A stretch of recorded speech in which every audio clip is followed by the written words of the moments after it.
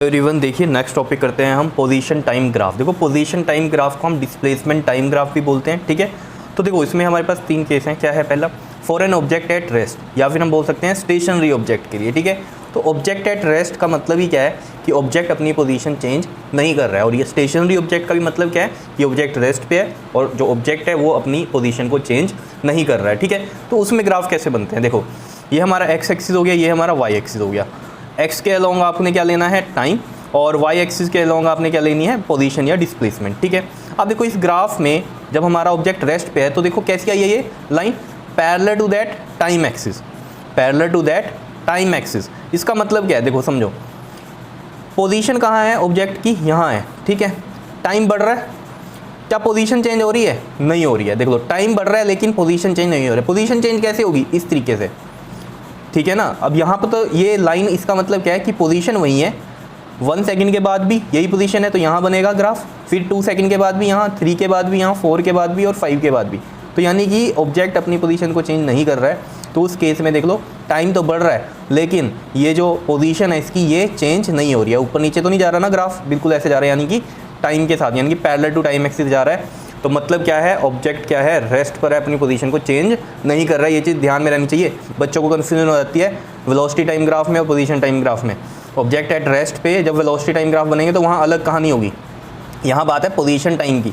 Position time में आपने देखना खुद है, ये देखो पोजीशन यहाँ है, ये पोजीशन का ही है ना ये एक्सिस, ठीक है। तो यहाँ पर हमने पोजीशन मान ली इस पर्टिकुलर पॉइंट पे, क्लियर, इस पर्टिकुलर पॉइंट पे पोजीशन माननी है। एक्स से हम डिनोट कर रहे हैं पोजीशन को, ठीक है। कई जगह एस से भी डिनोट करते हैं, हमने एक्स से डिनोट किया, ठीक है, डिस्प्लेसमेंट या पोजीशन को, क्लियर।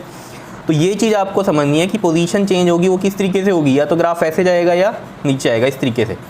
लेकिन यहाँ पर क्या हो रही है, स्ट्रेट लाइन बन रही है विद टाइम एक्सिस। का मतलब क्या है, टाइम तो बढ़ रहा है, देखो टाइम बढ़ रहा है लेकिन इसकी पोजीशन तो चेंज नहीं हो रही ना।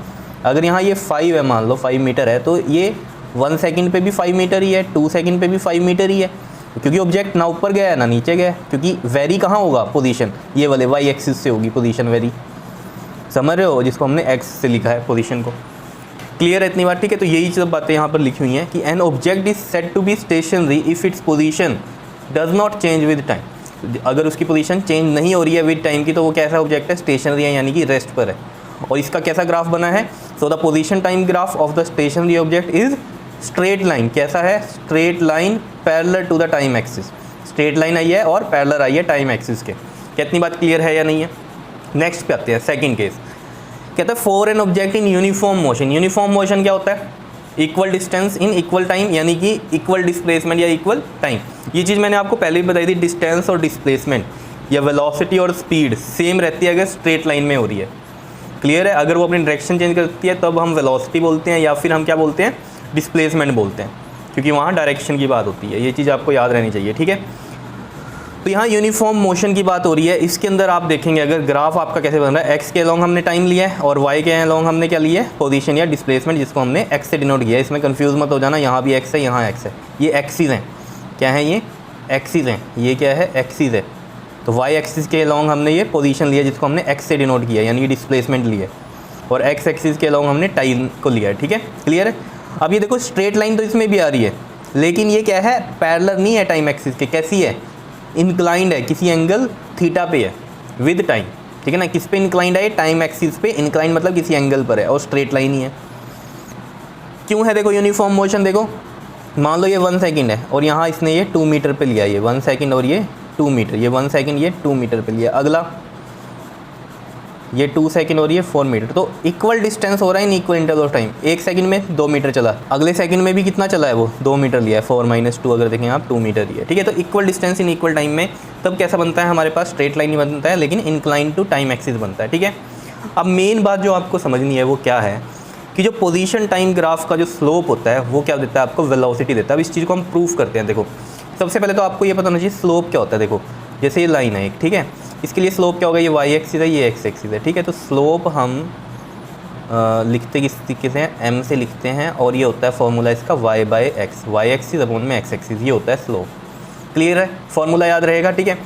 तो slope of position time graph gives velocity, इसको हम प्रूफ करते हैं। वो देखो कैसे, देखो अगर आप सिंपली यहाँ से देखेंगे, अगर हम इसको ले लें इस तरीके से, ये वाला पॉइंट ले लें इसका लास्ट वाला, और इधर से भी टाइम का ये लास्ट वाला पॉइंट, तो इसमें तो ये यहाँ तक t है, और यहाँ तक ये x है। तो इसका अगर हम स्लोप देखेंगे इस पूरी लाइन का, तो ये तो सिंपल हो जाएगा आपके पास y अपॉन में x। तो y क्या है यहाँ पर हमारा, ये x है, y एक्सिस पे क्या है हमारी वैल्यू x है, और यहाँ पर क्या है ये हमारे पास टाइम है, ठीक है ना, x एक्सिस के लॉन्ग क्या है ये टाइम है।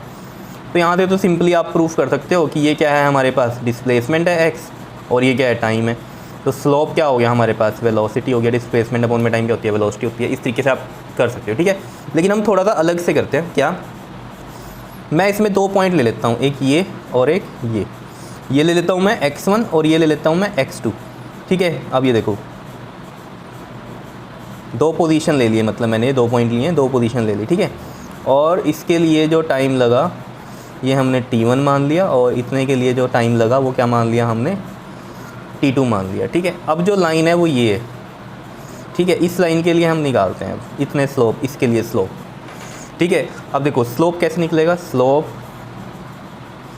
यहाँ से देखो आप, यहाँ पर ये चीज़ तो समझ में आई ना आपको, डिस्प्लेसमेंट अपॉन में टाइम कैसे हुआ। ये x लिया हमने, x कौन सा, ये वाला था बड़ी वाली लाइन का, अगर आप पूरी बड़ी वाली लाइन का लेंगे x हो गया सामने इसके, और ये क्या हो गया इसके सामने t है, तो x/t हो गया। क्लियर है, क्योंकि ये क्या है हमारा y एक्सिस है, ये क्या है हमारा x एक्सिस है, तो y/x y, ठीक है। क्लियर है इतनी बात। अब हम कह रहे हैं कि AB के लिए अगर हम बात कर रहे हैं, तो AB के लिए हम किस तरीके से बात करेंगे इसके अंदर, इसके लिए मैं यहाँ पर भी एक ट्रायंगल बना देता हूँ इस तरीके से। ये देखो ये पॉइंट हो गया हमारा C, ठीक है। अब देखो अब ये क्लियर बन जाएगा आपके पास। देखो ये क्या है, इसमें हमारे पास ये वाला क्या है y एक्सिस है, और ये वाला क्या है हमारे पास x एक्सिस है। क्लियर है इतनी बात। तो ये देखो ये y हो गया, y क्या है हमारे पास BC है, और x क्या हो गया हमारे पास AC है। अब अगर हम इनके ये देखें पॉइंट्स, B पे क्या है x2 है, और C पे क्या है x1 है, तो माइनस में x1 ये पोजीशन हुई ना। अगर मान लो ये 5 होता और ये 3 होता, तो क्या कितना डिस्टेंस है यहाँ पर ये वाला, या डिस्प्लेसमेंट है 5 - 3 2 का हुआ ना। तो उसी तरीके से x2 - x1, ये 3 सेकंड है, ये 5 सेकंड है, तो कैसे निकलता है ये वाला पर्टिकुलर टाइम 5 - 3। तो यहाँ पर क्या लिखेंगे हम, AC को t2 माइनस में t1, ये AC है तो t2 - t1 ये हो गया, इसके पैरेलल है ना ये, और ये वाली इसके पैरेलल हो गई इधर x2 - x1 के। क्या समझ में आ रहा है, ये सब आपने 9th में भी किया हुआ है, ठीक है। क्लियर है बात। तो ये क्या हो गया आपके पास, चेंज इन डिस्प्लेसमेंट अपॉन में क्या हो गया नीचे, चेंज इन टाइम आ गया, चेंज इन टाइम t से, ठीक है। तो ये स्लोप हो गया हमारे पास, और ये जो चेंज इन डिस्प्लेसमेंट क्या है हमारे पास, और नीचे चेंज इन टाइम क्या होता है बताओ, वेलोसिटी तो होता है। तो यानी कि स्लोप ऑफ हमारे पास पोजीशन टाइम ग्राफ क्या बताता है हमें, वेलोसिटी भी देता है। क्लियर है इतनी बात या नहीं, बताओ जल्दी से, ठीक है। और स्लोप का एक और फॉर्मूला होता है, याद रखना क्या होता है वो, tan थीटा। अगर यहाँ कोई थीटा गिवन है हमें, अब मान लो ये 30 डिग्री है, ठीक है, तो ये भी कितना होता है यहाँ 30 ही होता। समझ रहे हो बात, ये चीज़ आपको ध्यान में रहनी चाहिए। क्लियर। तो स्लोप निकालने का एक और फॉर्मूला होता है, क्या होता है वो, tan थीटा। क्लियर। तो याद रखना आपको, स्लोप के लिए फॉर्मूला होता है tan थीटा भी होता है, tan अगर हमें एंगल दिया हुआ है तो tan थीटा से हम डायरेक्ट भी स्लोप भी निकाल सकते हैं। क्लियर है। अब ये भी चीज़ कैसे आया tan थीटा, खुद देखो BC क्या है यहाँ पर, परपेंडिकुलर है, और AC क्या है, बेस है। तो परपेंडिकुलर अपॉन में बेस क्या होता है, टेंजेंट ही तो होता है। अगर ट्रिग्नोमेट्री याद है आपको क्लास 10th की, परपेंडिकुलर अपॉन में बेस क्या होता है, tan थीटा याद है। पंडित बद्री प्रसाद हर हर बोले, ये क्या होता है साइन, ये कोस, ये tan। तो tan क्या होता है P अपॉन में B, याद आया, ठीक है। तो ये थी आपके पास कहानी किसकी, स्लोप की, ठीक है। इसके अंदर तो मेन चीज़ आपको याद रखनी है, पोजीशन टाइम ग्राफ का जो स्लोप होता है वो क्या बताता है आपको, वेलोसिटी, और स्लोप का फॉर्मूला tan थीटा भी होता है, ठीक है। जैसे इसमें एक एग्जांपल समझते हैं हम, tan थीटा से रिलेटेड अगर क्वेश्चन आता है आपके पास कई बार, वो क्या है देखो, जैसे ये हमारे पास ये टाइम हो गया, और ये क्या है हमारे पास पोजीशन हो गई, ठीक है। इसमें आपको 2 स्लोप दिए हुए हैं इस तरीके से, ये A है और ये B है, और आपसे पूछे वो कि बताओ स्लोप ऑफ A है ज़्यादा या फिर स्लोप ऑफ B है ज़्यादा, बताओ A और B में से किसका स्लोप ज़्यादा है। तो इसमें आप कैसे देखेंगे, बिल्कुल आसान सा जो तरीका है वो क्या है, थीटा से देख लो। और थीटा हमेशा किसके साथ लेना है आपने, टाइम के साथ लेना है। अब टाइम यहाँ नीचे है लिया हुआ, तो ऑब्वियस ही बात है यहाँ ये वाला थीटा B है, और ये वाला क्या है थीटा A है। किसका एंगल बड़ा लग रहा है, A का बड़ा लग रहा है, A का बड़ा लग रहा है, तो किसका स्लोप ज़्यादा है, A का ज़्यादा है। तो हम यहाँ लिखेंगे क्या, slope of A is greater then slope of B। Clear है। लेकिन कैसे पता चला ये, बिकॉज जो थीटा है of A is greater than theta of B. और ये जो थीटा है हमेशा किसके साथ देखना है आपने, टाइम के साथ देखना है, ये बात याद रखना, क्योंकि कई बार क्या हो जाता है इस तरीके से अगर आ जाए, देखो जैसे मैं अगर एक एंगल से ही समझा दूँ आपको, जैसे ये है और एक ये है, ये ए है ये बी है, ठीक है। एक एंगल दिया हुआ है आपको 60 डिग्री और एक दिया हुआ है कितना 30 डिग्री, ठीक है।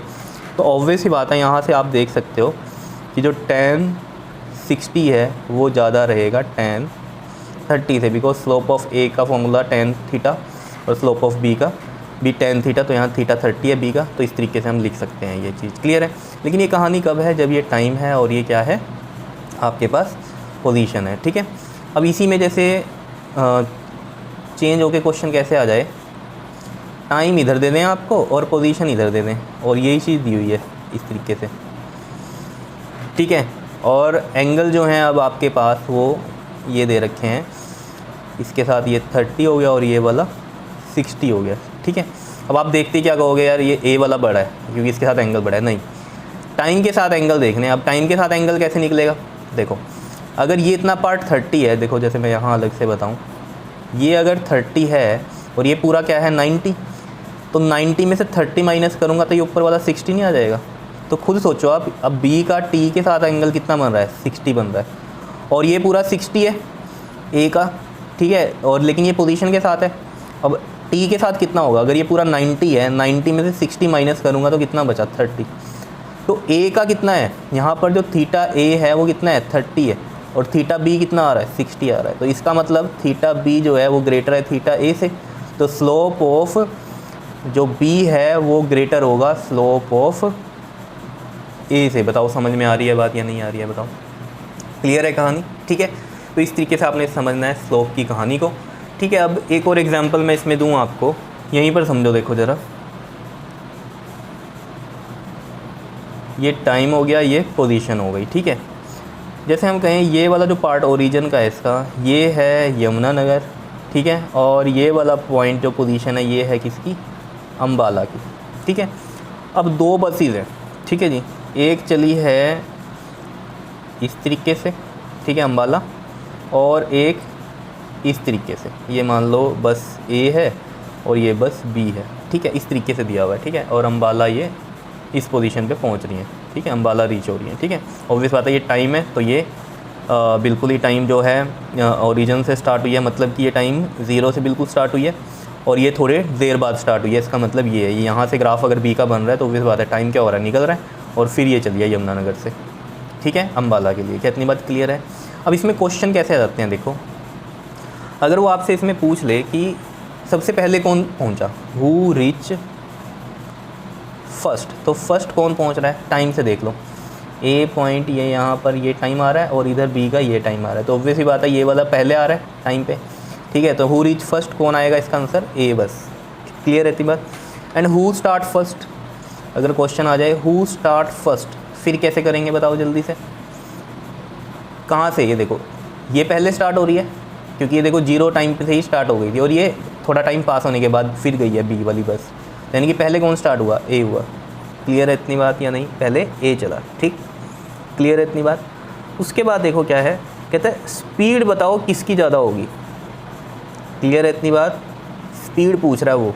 तो स्पीड या वेलोसिटी अगर हमारे पास आ जाए तो हम कैसे निकाल सकते हैं, जिसका स्लोप ज़्यादा होगा, जिसका स्लोप ज़्यादा उसकी स्पीड ज़्यादा। तो स्लोप देख लो, यहाँ पर ये थीटा कम लग रहा है हमें और ये वाला थीटा ज़्यादा लग रहा है, देखो कैसे जा रही है लाइन, और ये कैसे जा रही है, तो ये थीटा ज़्यादा लग रहा है, तो यानी कि किसकी स्पीड ज़्यादा है, बी की ज़्यादा है।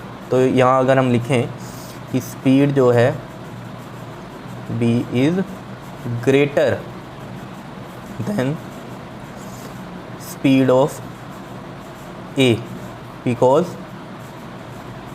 स्लोप ऑफ बी जो है वो ग्रेटर है ए से। क्या इतनी बात क्लियर है या नहीं है, और ये टाइम के साथ ही देखने हैं, ठीक है। ये भी चीज़ अगर ना याद रहे आपको तो स्पीड को आप कैसे देख सकते हो, देखो पहुंची दोनों बसें कहाँ हैं, अम्बाला पहुंची हैं, ठीक है। इसको देखो कितना टाइम लग गया यहाँ से यहाँ तक, ये देखो कितना टाइम लग रहा है, ठीक है।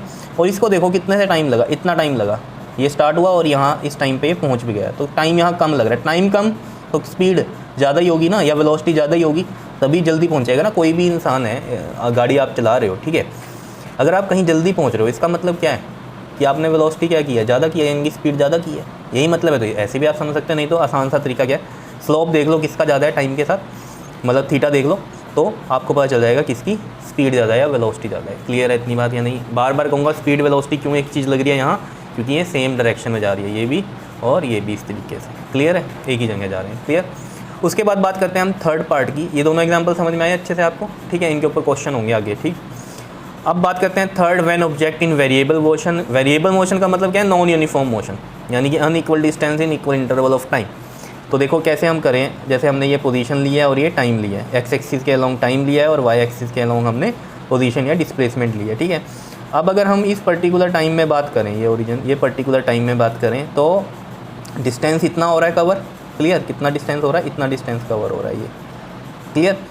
अब अगर हम ये वाली बात करें इतने टाइम में, ठीक है, टाइम इक्वल है यहाँ पर, मान लो ये 2 सेकंड का, ये 4 सेकंड का और ये 6 सेकंड का, इस तरीके से आप समझ सकते हो। ठीक, तो अगर 2 से 4 सेकंड का आप देखें, यहाँ भी 2 सेकंड का गैप है, यहाँ भी 2 सेकंड का, यहाँ भी 2 सेकंड का गैप है, इक्वल टाइम है। ठीक है, तो यहाँ पर अगर आप देखेंगे, यहाँ पर डिस्टेंस इतना हो रहा है और अगले इंटरवल में देखो आप डिस्टेंस कितना है, बहुत ज़्यादा डिस्टेंस कवर हो रहा है या डिस्प्लेसमेंट ज़्यादा हो रही है।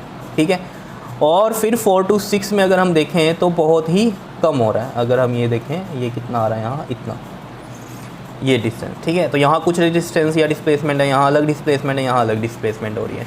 तो यानी कि अनइक्वल डिस्टेंस या फिर अनइक्वल डिस्प्लेसमेंट अगर हो रही है तो वो क्या है आपके पास? वेरिएबल मोशन है। क्या समझ में आया? तो ये इस तरीके से ग्राफ ये ऐसा बनेगा, जिगजैग में आप कैसा भी बना सकते हो, स्ट्रेट लाइन नहीं बनता। क्लियर है, आया समझ में? ठीक है, तो ये था आपके पास पोजीशन टाइम ग्राफ के बारे में। अब इनसे रिलेटेड जो क्वेश्चन है वो बड़े इंपॉर्टेंट है, वो हम नेक्स्ट वीडियो में करते हैं। क्लियर? ओके जी, थैंक यू।